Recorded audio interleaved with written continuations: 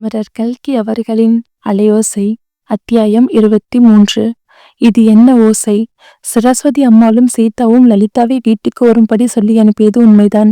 அவள் வந்ததும் அலங்காரம் செய்ய ஆரம்பித்து விட்டார்கள். அந்த வேளையில் சீதா மிகவும் உற்சாகம் காட்டினாள். சட்டாம்பிள்ளை உத்தியோகம் பார்த்தாள் என்று சொல்லலாம். இந்த மாதிரி தலை பின்னி சடை போட வேண்டும், இப்படி முன்வகிடு எடுக்க வேண்டும், இப்படி முன்னால் 2 சுருட்டை மயிறு தொங்கவிட வேண்டும், இந்த வர்ண பொடிவுக்கு இந்த நிற பிளவுஸ் போட்டுக்கொள்ள வேண்டும், அதே நிறத்தில் தலையில் பூவும் கையில் வளையல்களும் இருக்க வேண்டும் என்றெல்லாம் வாயினால் பிரசங்கம் செய்து கொண்ட சீதா கையினால் காரியமும் செய்து கொண்டிருந்தாள். லலிதாவை அலங்காரம் செய்யும் விஷயத்தில் சீதா காட்டிய தீவிர உற்சாகத்தை கண்டு சரஸ்வதி அம்மாளின் கடின இதயம் கூட அவள் விஷயத்தில் சிறிது இலகிவிட்டது. அடுத்தது சீதாவுக்கு ஒரு வரனை பார்த்து நிச்சயம் செய்திட வேணும். ஒரே முகூர்த்தத்துல 2 கல்யாணமும் வச்சுக்கிட்டாலும் நல்லதுதான். ஆனா சாஸ்திரப்படி செய்யலான்னு என்கிறார்களோ என்னமோ. செய்யலான்னு சொன்னா ரொம்ப நல்லது, சொல்லவா போயிடும். ஆனா அதுக்கு முகூர்த்தத்தை ரொம்ப நாள் தள்ளி போடக்கூடாது. சித்திரை மாதத்திலே கல்யாணத்தை நடத்தி விட்டால்தான் எல்லா விஷயங்களும் சௌகரியமா இருக்கும் என்று மற்றவர்கள் காதிலும் விழும்படியாக சரஸ்வதி அம்மாள் தனக்குத்தானே சொல்லி கொண்டாள். ஏம்மா என் கல்யாணம் நிச்சயம் ஆனது மாதிரியே பேசுறீங்க என்றாள் லலிதா. அதுல கூட சந்தேகமா என்ன என்றாள் சரஸ்வதி அம்மாள். அதுதான் மாமி நானும் சொல்றேன். மதராசத்திலேருந்து வருவங்க வெறுமனே ஜபத்துக்காக வருவாங்களா, அல்லது நம்ம லலிதாவை பார்த்துட்டு யாராவது பிடிக்கலன்னு தான் சொல்லுவாங்களா? அப்படி சொல்கிறவங்க தலையில கொம்பா முளைச்சிருக்கும். லலிதா மாதிரி பெண் கிடைக்கிறதுக்கு பூர்வ ஜென்மத்துல புண்ணியம் செய்திருக்க வேண்டாமா என்று சீதா கூறியதும் சரஸ்வதி அம்மாளை பூரிக்க செய்தது. வருகிறவங்க சொல்றது இருக்கட்டும், நான் மாப்பிள்ளைய பிடிக்கலன்னு சொல்லிட்டா என்றாள் லலிதா. அசடே பேசாம இரு, யார் காவதிலாவது விழப்போகுது. சூர்யா பேசுறத கேட்டுக்கிட்டு ஏதாவது உளராத என்று சரஸ்வதி அம்மாள் கோபமாக சொன்னாள். நானும் அதுதான் மாமி இவளுக்கு சொல்லிக்கிட்டு இருக்கேன். மாமி பாக்குறதுக்கு முன்னாலேயே பிடிக்காம இருக்குமா என்று எதுக்காக நினைத்து கொள்ளணும்? மாமாவோ நேர்ல பாத்துட்டு வந்து மாப்பிள்ள மன்மதன் மாதிரி இருக்காருன்னு சொல்லிக்கிட்டு இருக்காங்க. மன்மதனை விட அழகா எங்க போய் மாப்பிள்ள பிடிக்கிறது? மாமி இந்த விஷயத்துல மட்டும் லலிதா கொஞ்சம் அசட்டு பிசட்டுன்னு எல்லாரும் பேசிக்கிட்டு இருக்காங்க. எனக்கு பிடிக்கவே இல்ல. இவள் அண்ணாவின் திருப்போதினை தான் காரணம் போல இருக்குது என்றாள் சீதா. கேட்டாயா லலிதா? உன் அத்தாங்கால் சொல்றத கேட்டுக்க. சூர்யா ஏதாவது உளர்னா அத காதுல நீ போட்டுக்காத. அவனுக்கு இந்த விஷயம் எல்லாம் என்ன தெரியும்? யாரோ அவனுக்கு தூபம் போட்டிருக்காங்கன்னு நினைக்கிறேன். சீதா நல்ல மாதிரி யோசனை சொல்றா. அவளுடைய புத்திமதியை கேட்டுக்க என்றாள் சரஸ்வதி அம்மாள். சீதாவை அலங்காரம் செய்ய ஆரம்பித்த சிறிது நேரத்துக்கெல்லாம் பம்பாய் ராஜாம்மாள் சூர்யாவை கூப்பிட்டு அனுப்பி, அப்பா நான் பிறந்து வளர்ந்த ஊரை சுத்தி பார்க்க வேண்டும்னு ஆசையா இருக்குது. குளத்தங்கரையில அண்ணா பங்களா கட்டியிருக்காங்களாமே, அங்க போய் சற்று நேரம் நம்ம காத்து வாங்கிட்டு வரலாமா என்றார். ஆகட்டும் அத்தை, போகலாம் என்றான் சூர்யா. இருவரும் பங்களாவை அடைந்தார்கள். ராஜாம்மாள் பங்களாவின் திறந்த ஜன்னல் வழியாக நெடுநேரம் குளத்தை உற்று பார்த்து கொண்டிருந்தாள். எனக்கு இந்த குளத்துல குளிக்கிறதுக்கு ரொம்ப பிடிக்கும். பின்னா தெரிஞ்ச நாளிலிருந்து கல்யாணம் ஆகும் வரையில ஒரு நாள் கூட இந்த குளத்துல நான் குளிக்காம இருந்தது இல்ல. பம்பாய்க்கு போனதுலேருந்து குழாய் ஜலம்தான் கங்கி காவிரி ஹா என்று ஆகிவிட்டது என்று சொல்லி ராஜம் பெருமூச்சு விட்டாள். அத்தை உங்களுக்கு நீந்த தெரியுமாமே, அது உண்மையா? பெரிய அத்தை சொன்னாங்க என்றான் சூர்யா. உண்மைதான் சூர்யா, அப்பா எனக்கு நீந்த கற்றுக் கொடுத்திருக்காங்க. நான் குழந்தையா இருந்தபோது ஒரு நாள் யாரோ ஒரு ஸ்திரீ காவிரி வெள்ளத்துல போயிட்டாங்களாம் என்று செய்தி வந்தது. அந்த நாள்ல இருந்து பெண்களுக்கும் கட்டாயம் நீந்த தெரியணும்னு சொல்லி அப்பா அதாவது உன் தாத்தா எனக்கு நீந்த கத்து கொடுத்தாங்க. இந்த குளத்துல இந்த கரையில இருந்து அந்த கரைக்கு வரைக்கும் நான் நீந்து போயிடுவேன். சில சமயம் காவேரியில கூட நான் நீந்திருக்கேன். புண்ணிய காலங்களிலும் பண்டிகை தினங்களிலும் நாங்க வண்டி கட்டிக்கிட்டு எல்லோரும் காவேரிக்கு குளிக்க போயிடுவோம். அப்பா, அண்ணன், அக்கா எல்லோருமாவா போவோம். நான் தான் வீட்டுக்கு கடைக்குட்டி பெண்ணு. எல்லோருக்கும் என் பேர்ல ரொம்ப ஆசை அதிகம். ராஜாம்மாள் கண்ணை துடைத்து கொண்டு, அந்த பழங்கதையெல்லாம் இப்போது எதுக்கு? என்னமோ உளர்ற. இருக்கட்டும் சூர்யா, நீ இந்த வருஷம் மெட்ரிகுலேஷன் பரீட்சைக்கு படிக்கிறியாமே, அப்படித்தானே என்றாள். ராஜாம்பாளின் கண்ணில் கண்ணீர் ததும்போதே பார்த்ததும் சூர்யாவும் பேச்சை மாற்ற விரும்பினான். ஆமாத்த, முன்னையெல்லாம் மெட்ரிகுலேஷன் சொல்லுவாங்க, இப்போது SLCன்னு சொல்றாங்க. எங்க அம்மாவுக்கு 10வதுன்னு சொன்னாதான் தெரியும் என்றான். ஆமா சூர்யா, நீ ஒரு வக்கீல் வீட்டுல ஜாகி வைத்து கொண்டிருக்கியாமே, அந்த வக்கீலுக்கு ஒரு பிள்ளை இருக்கானமே, BA கூட படிச்சுக்கிட்டு இருக்கானமே, வாஸ்தவம் தானே என்று ராஜம்மாள் கேட்டாள். வாஸ்தவம் தான் த, அதுக்கு இப்ப என்ன என்று சூர்யா கேட்டபோதே அவன் மனதில் அந்த கேள்விக்கு பதில் ஒதிர்ந்தது. வக்கீலின் பிள்ளைக்கு சீதாவை கொடுக்கலாம் என்பதற்காகத்தான் அத்தை அவனை பற்றி கேட்கிறாள் என்று தெரிந்துவிட்டது. அந்த எண்ணம் ஊசியால் குத்துவது போல் சுரீர் என்ற வேதனையும் அவனுக்கு உண்டாக்கியது. சூர்யா, உன் அத்தியம் பேர் ஒரு மாதிரி மனுஷன்னு நீ கேட்டிருப்ப. எனக்கோ உடம்பு சரியா இல்ல. இந்த பெண் சீதாவுக்கு ஒரு கல்யாணத்தை சேர்ந்து வைக்கணுமேன்னு எனக்கு கவலையா இருக்குது. அண்ணாட்ட நான் சொல்லியிருக்கேன். ஆனா அவனுக்கோ எத்தனையோ ஜோலி. யாராவது ஒரு நல்ல வரன் தெரிஞ்சா பார்த்து சொல்ல சூர்யா. இதுக்குத்தான் முக்கியமா உன்கிட்ட தனியா பேசணும்னு நான் சொன்னேன். அத்தை, இது என்ன பிரமாதம்? சீதாவின் சமத்துக்கும் அழகுக்கும் வரன்கள்னா நீனு போட்டி போட்டு வரமாட்டாங்களா? அத பத்தி உங்களுக்கு கவலையே வேண்டாம் என்று சூர்யா கூறினான். அதே சமயத்தில் தன்னுடைய மனதிற்குள், நான் ஒருவன் இருக்கேனே, வேறு வரனை எதுக்கு தேடுவான என்று சொல்லிக் கொண்டான். இதை வெளிப்படையாக அத்தையிடம் சொல்லிவிடலாமா என்று கூட மனதில் நினைத்தான். ஆனால் சங்கோஷம் குறுக்கிவிட்டது. சீதா சமத்துன்னு உனக்கு தோணுதா சூர்யா? இதுலங்க நீ அந்த மாதிரி சொல்ற? வயசு 16 பிறந்துருச்சு. இன்னும் விளையாட்டுத்தனம் கொஞ்சம் கூட போகல. ஓடையில விழுந்ததும் ஓஹோன்னு கூச்சல் போட்டாலே பார்த்தாயல்லவா என்றாள் ராஜம்மாள். அதனால என்னத்த, சிறு பிராயத்தில் பெண்கள் அப்படிதான் சிரிச்சு விளையாடிக்கிட்டு இருக்கணும். அதுதான் நல்லா இருக்கும். அழுமூஞ்சித்தனமா இருந்தா யாருக்கு பிடிக்கும்? பம்பாய் போயிட்டு வந்ததுல இருந்து லலிதாவின் சுபாவம் கூட மாறி இருக்குது. அதுக்கு முன்னெல்லாம் அம்மா கிட்ட சண்டை பிடிச்சுக்கிட்டு எப்ப பார்த்தாலும் அழுதுகிட்டே இருப்பா. இப்போ கலகலப்பா பேசிக்கிட்டு இருக்கா. ஒரு வருஷமா நல்லா சிரிச்சு விளையாண்டுகிட்டு சந்தோஷமா இருக்கா என்றான் சூர்யா. இந்த அசட்டு பெண் உன் தங்கையும் தன்னை போல ஓயாம சிரிச்சு கொண்டிருக்கும்படி செய்து விட்டாளா? அடிக்கடி சீதாவை அசடு அசடுன்னு ஏன்தான் சொல்றீங்க? அவ முகத்துல சமத்துன்னு எழுதி ஒட்டிருக்குதே, எது வரையில படிச்சிருக்கா? அடிக்கிறதுல சீதா சமத்து தான் சூர்யா. பள்ளிக்கூடத்துல எப்பொழுதும் முதல் மார்க்கு தான் எடுப்பா. ஒரு தடவை காதுல கேட்டுட்டானா அந்த பாட்டை அப்படியே பாடிடுவா. இந்த பக்கங்கள்ல 8ஆவதுன்னு சொல்லுவாங்களே, அது வரையில படிச்சிருக்கா. இங்கிலீஷ் நல்லா தெரியும். கதை சொல்ல சொன்னா இன்னைக்கு ஃபுல்லா கேட்டுக்கிட்டே இருக்கலாம். ஆனா உலகம் தெரியாம இருக்குதா. யாருக்கிட்ட எப்படி நடந்துக்கணும், எப்படி பேசணும் அப்படிங்கறது அவளுக்கு தெரியல. இந்த வருஷம் லலிதாவின் கல்யாணத்தோட சேர்ந்து சீதாவுக்கும் கல்யாணம் நடந்துட்டா என் மனசுக்கு நிம்மதியா இருக்கும். மேற்படி சம்பாஷியின் நடுவில் சூர்யாவுக்கு ஒரு எண்ணம் தோன்றியது. அதாவது அத்தை சீதாவை தனக்கு கொடுக்க வேண்டும் என்ற விருப்பம் போலிருக்கிறது. அதை மனதில் வைத்துக் கொண்டுதான் வரனை பற்றிய பேச்சு எதிர்த்திருக்கிறாள் என்று நினைத்தான். ஆனாலும் தன்னுடைய கௌரவத்தை விட்டு கொடுத்து விடக்கூடாது என்று எண்ணினான். அத்தை அந்த விஷயத்தை பற்றி பட்டவர்தனமாக கேட்ட பிறகு கொஞ்சம் பிகு பண்ணி கொண்டு அரைமனதாக தன்னுடைய சம்மதத்தை தெரியப்படுத்துவது என்று தீர்மானித்தான். எனவே சிறிது அலட்சிய பாவத்துடன், இங்கேயே என்ன அப்படி வசதியான வரன் கிடைக்க போகுது? அத்தை, பம்பாயில இல்லாத வரனா? அங்கேயே பாத்துக்க கூடாதா என்றான். பம்பாயில வரன் இருக்கலாம் சூர்யா. ஆனா சீதாவை இந்த பக்கத்தில் கொடுக்கணும்னு தான் எனக்கு எண்ணம். நம்முடைய குடும்பத்தில் நான் ஒருத்தி பம்பாயில வாழ்க்கை பட்டது போதும்னு நினைக்கிறேன். மறுபடியும் நீ தேவப்பட்டினருக்கு திரும்பி போனதும் அந்த வக்கீலாத்து பையனின் ஜாதகத்தை வாங்கி அனுப்புறியா சூர்யா? அந்த பையனோட பெயர் என்ன? அவன் பெயர் பட்ட பிராமணத்தை. பையன் கெட்டிக்காரன் தான், BA படிக்கிறான். ஆனா சொத்து அதிகம் கிடையாது. ஒரு வீடு இருக்குது, அதன் பேரில் கடன். இந்த லட்சணத்துக்கு ஏராளமான வரதட்சணை வர வேண்டும்னு அவங்க அப்பா அம்மா ஆசைப்பட்டுக்கிட்டு இருக்காங்க. டாப்பியை விட சிலக்கியமான வரன்கள் இருக்குது. நான் பார்த்து சொல்றேன், நீங்க அவசரப்பட வேணாம் என்றான் சூர்யா. எவ்வளவோ பெரிய வரன்கள் இருக்கலாம், ஆனால் நமக்கு சரியா வர வேண்டாமா சூர்யா? இந்த நாளில் பிள்ளைகளை பெற்றவங்க எல்லாரும் கண்ணை மூடிக்கொண்டுதான் வரதட்சணை கேட்கிறாங்க. நாளைக்கு உனக்கு தான் கல்யாண பேச்சு வருகிறது என்று வைத்துக் கொள்ளுவோம். அண்ணாவும் அண்ணியும் 10,000 ரூபாய்க்கு குறைந்து வரதட்சணை வாங்குவாங்க தானே? வரதட்சணை வாங்குவது பற்றி ஒரு பெரிய கண்டன பிரசங்கம் செய்ய வேண்டும் என்று சூர்யா எண்ணினான். கல்யாண விஷயத்தில் தன்னுடைய தீர்மானமான கொள்கையை வெளியிடவும் உத்தேசித்தான். ஆனால் அதற்குள் அத்தையின் முகபாகம் மாறுவதை கவனித்தான். ராஜம்மாளின் முகத்தில் பீதியின் அறிகுறி தோன்றியது. சூர்யா, இது என்ன ஓசை என்று கேட்டாள். ஓசையா? என்ன ஓசை? எனக்கு ஒரு ஓசையும் கேட்கவில்லையே என்றான் சூர்யா. கவனித்து கேள் சூர்யா. சமுத்திரத்தில் அலை ஓசை மாதிரி சத்தம் கேட்கவில்லையா?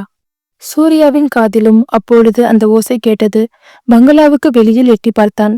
சற்று தூரத்தில் ஒரு விஸ்தாரமான சவுக்கு மரத்தோப்பு காணப்பட்டது. இளவேநீர் காலத்தின் இனிய தென்றல் அந்த தோப்பில் பிரவேசித்து நெருங்கிய சவுக்கு மர கிளைகளின் வழியாக நுழைந்து சென்ற போது உண்டான சத்தம்தான் அப்படி சமுத்திரத்தின் அலை ஓசை போன்ற பிரம்மையை உண்டாக்கியது. இதை தெரிந்து கொண்ட சூர்யா, அத்தை, அலையும் இல்ல, ஓசையும் இல்ல. அதோ அந்த சவுக்கு தோப்பின் கிளைகள் காற்றில் அசைவதுதான் அந்த அலை ஓசை போன்ற சத்தத்தை உண்டாக்குது. அது உண்மையென்று தெரிந்து கொண்ட பிற்பாடு ராஜம்மாளின் முகம் சிறிது தெளிவடைந்தது. இருந்தாலும் அத்தை, நீ என்னத்திற்காக அவ்வளவு பயங்கரமடைந்தாய்? அலை ஓசையா இருந்தால்தான் என்ன என்று சூர்யா கேட்டான். என் மனது இப்போது ரொம்பவும் கலங்கி போயிருக்கிறது. இன்னொரு சமயம் சொல்லுகிறேன் என்றாள் ராஜம்மாள். சற்று தூரத்திலிருந்து பாம் பாம் என்று மோட்டார் கொம்பின் சத்தம் கேட்டது. அத்தியாயம் 24. நெஞ்சு விம்பியது. மோட்டார் வண்டியின் சத்தம் கேட்டதும் சூர்யா, மദ്രാസக்காரங்க வந்துட்டாங்க போல இருக்குது அத்தை. 5 மணிக்கு தான் வரதா சொன்னாங்க, 4:30க்கெல்லாம் வந்துட்டாங்களே என்றான். ஆமாப்பா, வேலை நெருங்கி வரும்போது எல்லாம் சீக்கிரமாவே நடந்துடும். வேலை வராட்டி ஒண்ணுமே நடக்காது. வா போகலாம் என்றாள் ராஜம்மாள். நாம் அங்க போய் என்ன செய்ய போறோம்? அவங்க ஏதாவது செஞ்சுக்கட்டும், எனக்கு இது ஒண்ணுமே பிடிக்கல என்று சூர்யா அளந்து கொண்டான். நல்லா இருக்குது. குடும்பத்தில் 20 வருஷத்துக்கு பிறகு கல்யாணம் நடக்க போகுது. பெண்ணுக்கு தமையணி எல்லாத்தையும் நீ அல்லவா நடத்தி வைக்கணும். நீ அங்க இருந்து ஒன்னும் ஆக போறது இல்லைனாலும் சமயத்துல இல்லாம போனா யாராவது ஏதாவது நினைச்சுக்க மாட்டாங்களா? புறப்படு போகலாம் என்றாள் ராஜம். போகும் வழியில் சூர்யா, அத்தை, பம்பாயிலிருந்து கடிதம் வந்ததே, ஏதாவது விசேஷம் உண்டா? அத்தின் பேர் தானே கடிதம் எழுதியிருக்காங்க. அவர் ஏதாவது இந்த பக்கம் வந்துட்டு போவாராமா என்று கேட்டான். விசேஷம் ஒன்னும் இல்ல. வடக்கே பாட்னான்னு ஒரு பட்டணம் இருக்குதாமே, ஒரு வேலை உத்தியோகமா காரியமா அங்க போக வேண்டியிருக்கும்னு எழுதியிருக்காரு. திரும்ப போகும்போது இங்க வந்தாலும் ஒரு வாரம். சீதாவுக்கு அதுக்குள்ள ஒருவேளை கல்யாணம் நிச்சயமாகிட்டா? அத்தை, நீ கூட பட்டிக்காட்டி இஸ்திரிகளை மாதிரி ஓயாம கல்யாணம் கல்யாணம் எதுக்கு சொல்லிக்கிட்டு இருக்க? எதுக்காக இவ்வளவு கவலை? கவலைப்பட வேண்டிய காரியம் சூர்யா, அதனாலதான் கவலைப்படுறேன் என்றாள் ராஜம்மாள். இருவரும் அக்ரஹாரத்தின் வீதியை அடைந்தபோது மோட்டார் வண்டி சேமாச்சு ஐயரின் வீட்டு வாசலில் நிற்பதை கண்டார்கள். கெட்டாவையரின் வீட்டில் லலிதாவினுடைய அலங்காரத்தின் கடைசி கட்டம் நடந்து கொண்டிருந்தது. சீதாவின் பரபரப்பை சொல்லி முடியாது. லலிதாவின் ஒரு கை வளையலை கலற்றி இன்னொரு கையில் போடுவதும், ஒரு விரலில் உள்ள மோதிரத்தை கலற்றி இன்னொரு விரலில் போடுவதும், தலையில் வைத்திருந்த பூவை எடுத்து எடுத்து சரிப்படுத்தி வைப்பதும், முன் தலையையும் வகிட்டையும் சீப்பினால் லேசாக அப்படியும் எப்படியும் வாரி அழகு பண்ணுவதும், நெற்றி பொட்டை 10 தடவை மாத்தி மாத்தி வைப்பதுமாயிருந்தாள். சூர்யாவை கண்டதும் சரஸ்வதி அம்மாள், ஏண்டா இத்தனை நேரமும் எங்கடா போன? அத்தையோட அரட்டை அடிக்கிறதுக்கு இதுதான் சமயமா? அவங்க சொன்ன நேரத்துக்கு 1/2 மணி நேரத்துக்கு முன்னதாகவே வந்துட்டாங்க. டிஃபன் எடுத்துட்டு போகிறதுக்கு உன்னை பார்த்தா ஆளையே காணோம். சீமாச்சு மாமாவோ நேரமாச்சு நேரமாச்சுன்னு குதிக்கிறாங்க. கடைசியில் பரிசாரகரனிடம் கொடுத்து அனுப்பி சுண்டரியும் கூட போக சொல்லியிருக்கேன். இப்போதான் போயிருக்காங்க. நீயும் போ. மாப்பிள்ளைக்கு நீயே கவனித்து டிஃபன் காஃபி எல்லாம் கொடு. ரவா கேசரியே செஞ்சு அனுப்பியிருக்க. பரிமாற மறந்துவிட போகிறாங்க. நீயும் போய் கவனித்துக்கொள். போ, சீக்கிரம் போ என்று விரட்டி அடித்தாள். நான் ஒன்னும் போகல. எத்தனை பேர் போகணுமா? எதற்குள்ள இவ்வளவு தடப்புடல்ல எதுக்காக பண்றீங்கன்னு எனக்கு ஒண்ணுமே தெரியல என்றான் சூர்யா. கேட்டாயல்லவா பிள்ளையின் பேச்ச? அப்பாவை போலத்தான் பிள்ளையும். இவங்களெல்லாம் நான் வச்சுக்கிட்டு எப்படி நான் நாளைக்கு கல்யாணத்தை பண்ணி சமாளிக்க போறேன்னு எனக்கு தெரியல. இதற்குள் சீதா, சூர்யா, அம்மா சொன்னதை கேட்டாதான் உனக்கு என்ன? மாப்பிள்ளைய நீ கவனிக்காம பின்ன யார் கவனிப்பாங்களா என்றாள். எல்லாரும் சேர்ந்து அதுக்குள்ள மாப்பிள்ளையனே பேர் வச்சிட்டீங்களா? இன்னும் அந்த மேதாவி வந்து லலிதாவை பார்க்கவே இல்ல என்றான் சூர்யா. அதுதான் நானும் சொல்றேன் என்றாள் லலிதா. நீ பேசாம இரு லலிதா என்றாள் அவள் தாயார் சரஸ்வதி அம்மாள். அம்மாஞ்சி, நீ இப்படி பிடிவாதம் பிடிக்கிற பட்சத்துல நான் போய் வந்தவங்களுக்கு டிஃபன் பரிமாறிட்டு வரட்டுமா? நீ போறியா இல்ல நான் போகட்டுமா? ஆண் பிள்ளையா லட்சணமா ஜம்முன்னு போயிட்டு மாப்பிள்ள சார் வாருங்கோன்னு கைய பிடிச்சு குணுக்க, அதை விட்டுட்டு இங்க என்னத்த நீ செய்யற என்றாள் சீதா. அப்படி சொல் சீதா, இந்த வீட்டிலேயே நீ ஒருத்திதான் ஜமத்து. நீ மட்டும் இன்னைக்கு இல்லாட்டி இந்த பெண்ணின் தலைய வாரி பின்னி விடுறதற்குள்ள என்னை என்ன பாடுபடுத்தி வச்சிருப்பாலும் எனக்கு தெரியல. உனக்கு ஒரு வரனை பார்த்து கல்யாணம் நிச்சயம் செஞ்சுட்டா என் மனசு நிம்மதியா இருக்கும். அத பத்தி இப்போ என்ன பேச்சு மாமி? இன்னைக்கு நடக்க வேண்டியதை நம்ம பார்க்கலாம். உங்க பிள்ளை போகிற வழியாக காணவில்லையே. எல்லாரும் இன்னைக்கு புதிதா வந்தவங்கள பத்தி இவ்வளவு கரிசனம் காட்டுறீங்களே தவிர வீட்டு மனுஷால யார் கவனிக்கிறா? எனக்கு கூட தான் பசியா இருக்குது. யாராவது என்ன டிஃபன் சாப்பிடுன்னு சொல்றீங்களா? இந்த உலகமே விதா மகா மோஷம் என்று சொல்லிக்கொண்டு சூர்யா வெளியேறினான். சீமாச்சு ஐயர் வீட்டின் சூர்யா போய் சேர்ந்த போது மதராசத்திலிருந்து வந்தவர்கள் சிற்றுண்டி அறிந்து கொண்டிருந்தார்கள். மாப்பிள்ளை பையன், அவனுடைய தகப்பனார், தாயார், சுப்பையார் ஆக 4 பேர் வந்திருந்தார்கள் என்பதை சூர்யா கவனித்துக் கொண்டான். அவர்களோடு உட்கார்ந்து சுண்டவும் டிஃபன் சாப்பிட்டு கொண்டிருந்தான். சீமாச்சு ஐயர் அவர்கள் எல்லாம் உபசரிப்பதில் ஈடுபட்டிருந்தார். சூர்யா தாழ்வாரத்தின் தூணை பிடித்து கொண்டு மௌனமாய் நின்றான். அவனை கவனித்த மாஜி லப் ஜட்ஜ் சாஸ்திரியார், இந்த பிள்ளை யாரு என்று கேட்டார். இவன்தான் பெண்ணின் தம்மையன் சூரிய நாராயணன், SLC படிக்கிறான் என்றார் சீமாச்சு ஐயர். சவுந்தரராகவன் MA தலை நிமிர்ந்து பார்த்துவிட்டு, SLC தாராளமாக படிக்கட்டும், அதுக்காக ஏன் இவ்வளவு கோபமா இருக்கணும் என்றான். சவுந்தரராகவன் ஹாசியமாக சொன்னதை சூர்யா ரசிக்கவில்லை. எனக்கு என்ன கோபம்? நீங்க தான் வருகிற போதே கோபமா வந்திருப்பீங்க போல தோணுது. அதனால நான் பணிமாற வர்றதையெல்லாம் வேண்டாம் வேண்டான்னு சொல்றீங்க. கல்யாணம் ஆன பிற்பாடல்லவா கோபத்தெல்லாம் வைத்து கொள்ள வேணும். இப்போது எதுக்கு என்றான் சூர்யா. பலேயப்பா பலே என்றார் ஸ்ரீ பத்மலோஷன சாஸ்திரியார். காமாட்சி, பார்த்தாயல்லவா பையனோட பேச்ச? இந்த காவிரி தண்ணீரில் ஏதோ மகிமை இருக்குது என்று நான் சொன்னது இப்போதாவது உண்மைன்னு உனக்கு படுகிறதா என்று கேட்டார். இந்த காலத்துல குழந்தைங்க எல்லாருமே சமத்தா தான் இருக்காங்க என்றாள் காமாட்சி அம்மாள். பெண் குழந்தைகள் மட்டும் லேசா இருக்காங்களா என்ன? இவன் தங்கியோட நீங்க பேச்சு கொடுத்து பார்த்தா தெரியும். என்ன ஓய் சுப்பையரே, நான் சொல்றது என்ன என்று சீமாட்சியோயர் இன்சூரன்ஸ் சுப்பையரை சாட்சி கொண்டுக்கு அழைத்தார். எல்லாம் இன்னும் 1/4 மணி நேரத்துல தெரிஞ்சுவிட போகுது என்று பட்டுக்கொள்ளாமல் சொன்னார் சுப்பையர். லலிதாவின் அலங்காரம் ஒரு விதமாக முடிவடைந்தது. சீதா, இனிமேலாவது நீ போய் முகத்தை அலம்பி பொட்டு வைத்துக் கொள்ளே என்றாள். எனக்கு என்னடி இப்போ வந்திருக்கு, இதோ பாரு, இந்த காதாண்ட சுருட்ட மயிறு இப்படி தொங்கினாத்தான் நல்லா இருக்கும் என்று சீதா மறுபடியும் லலிதாவின் முகத்தை அழகுபடுத்த தொடங்கினாள். எல்லாம் இவ்வளவு போதும், நீ போறியா மாட்டியா? நீ மட்டும் முகம் அலம்பி பொட்டு வச்சுக்கிட்டு நல்ல புடவை கட்டலானா நான் ரூமுக்குள்ள போய் கதவை இழுத்து தாப்பால் போட்டுப்பேன். யார் கதவை இடித்தாலும் நான் திறக்க மாட்டேன். பெண் பார்க்க வந்தவங்க பார்க்காமலே திரும்ப போக வேண்டியதுதான். அவ சொல்றதுதான் கேள, இவ்வளவு பிடிவாதம் எதுக்கு? நீயும் தோழி பெண்ணாக பக்கத்துல நிக்க வேணும்னு லலிதா ஆசைப்படுறா போல இருக்குது. முகத்தில் என்ன வலிய? கந்தலை கட்டிக்கிட்டு நின்னா சரியா இருக்குமா என்றாள் சீதாவின் பெரியம்மா. ஆமா சீதா, உன் பெரியம்மா சொல்றத கேளு என்றாள் சரஸ்வதி அம்மாள். சரி, இப்படி எல்லாரும் சேர்ந்து சொன்னா நான் என்ன செய்யறது என்று சொல்லிக்கொண்டு சீதா தன்னுடைய அலங்காரத்தை கவனிக்க தொடங்கினாள். இந்த சமயத்தில் சரஸ்வதி அம்மாளின் தாயார் அவளை கூப்பிட்டு கொல்லைக்கட்டுக்கு தனியாக அழைத்து கொண்டு போனாள். ஏதோ ரகசியமாக சொன்னாள்.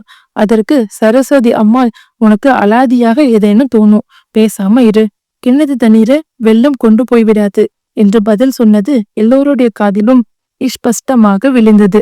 சீதா தன் புடவையை மாத்திக்கொண்டு முகம் கழுவி பொட்டு வைத்து கொண்டு வந்தாலோ இல்லையோ, சரஸ்வதி அம்மாள் அவளை பார்த்து, சீதா சீதா, உன் மாமா வாசலையே நிக்கிறார் பார், அவரை கொஞ்சம் உள்ளே கூப்பிடு, அவர்கள் வரும்போது குழந்தை என்ன செய்யணும்னு எதையுமே சொல்லாம இவர் பாட்டுக்கு வாசல்லையே நின்னுகிட்டு இருக்காரு பாரு என்றாள். அப்போது அபயம்மாள், அவன் சொல்லுகிறது என்ன, நமக்கு தெரியாதா? அவங்க வந்து உட்கார்ந்து குழந்தை கையில் வெற்றிலை பாக்கு தட்டோடு வர வேண்டியது, தட்டை வைத்துவிட்டு எல்லோருக்கும் சேர்ந்து ஒரு நமஸ்காரம் செய்ய வேண்டியது, பிறகு கூட்டத்துக்கு வந்து நிற்க வேண்டியது, யாராவது ஏதாவது கேட்டால் கண்ணீர் என்று பதில் சொல்ல வேண்டியது என்று சொன்னாள். எல்லாவற்றுக்கும் நீ மாமாவை கொஞ்சம் கூப்பிடி சீதா என்றாள் சரஸ்வதி அம்மாள். சீதா வாசல் பக்கம் சென்று பார்த்தாள். மாமாவும் இன்னும் ஊராரும் சிலரும் தெருவில் போட்டிருந்த கோடை பந்தலில் நின்று கொண்டிருந்தார்கள். இந்த சமயத்தில் மாமாவை கூப்பிடலாமா கூடாதா என்று யோசித்துக் கொண்டு சீதா வாசற்படி அருகில் சிறிது தயங்கி நின்றாள். இதற்குள் மோட்டார் வண்டி வந்து வீட்டு வாசலில் நின்றது. லலிதாவை பார்க்க வருகிற மாப்பிள்ளை எப்படி இருப்பான் என்று தெரிந்து கொள்ள சீதாவின் மனதில் எழுந்த ஆவல் அவளை அப்படியே நிற்கும்படி செய்தது. மோட்டாரிலிருந்து முதலில் ஒரு பெரியவர் இறங்கினார். அடுத்தாற்போல் ஒரு எளவன புருஷன் இறங்கினான். அவன்தான் மாப்பிள்ளையாருக்கு வேண்டும். அடடா, எவ்வளவு கலையா இருக்கிறான்! லலிதா அதிர்ஷ்டசாலிதான், சந்தேகமே இல்ல. சீதாவின் நெஞ்சு எம்மி தொண்டையை வந்து அடைந்து கொண்டது. கண்களில் கண்ணீர் வரும் போலிருந்தது. தலை சுழன்றது. சற்றென்று சமாளித்து கொண்டு பார்த்தபோது அந்த இளவன புருஷன் தன்னை நோக்குவதை கண்டாள். என்ன, கல்யாண பெண் என்ன நினைத்து கொள்ள போகிறாரோ என்ற எண்ணம் உண்டானதும் வெக்கம் பிடுங்கி தின்றது. 2 பாய்ச்சலில் உள்ளே ஓடி வந்து, அவர்கள் வந்தாச்சு என்றாள் சீதா. பிறகு லலிதாவின் அருகில் சென்று அவளை கட்டி கொண்டு காதோடு, ஏய், உனக்கு வந்திருக்கும் அகமுடியானை பார்த்து விட்டேன், ரொம்ப அழகாக இருக்கிறார், மாமா சொன்னபடி மன்மதன் தான் என்றாள். சி போடி என்றாள் லலிதா. இந்த நாவல் உங்களுக்கு பிடிச்சிருந்துச்சுன்னா லைக் பண்ணுங்க, கமெண்ட் பண்ணுங்க. இது போன்ற நாவல்களையும் கதைகளையும் கேட்க Tamil talk Tamil audio book சேனலை சப்ஸ்கிரைப் பண்ணுங்க. ப்ளீஸ், நிறைய பேர் இதில் கேட்குற நீங்க சப்ஸ்கிரைப் பண்ணாமே கேட்குறீங்க. நீங்க சப்ஸ்கிரைப் பண்ணிட்டு கேட்டாதான் எனக்கும் அடுத்தடுத்து வீடியோ போடுறதுக்கு ரொம்ப ஆவலாகவும் உற்சாகமாகவும் இருக்கும். நான் உங்கள் SA தமிழுடன் இணைவோம். நன்றி.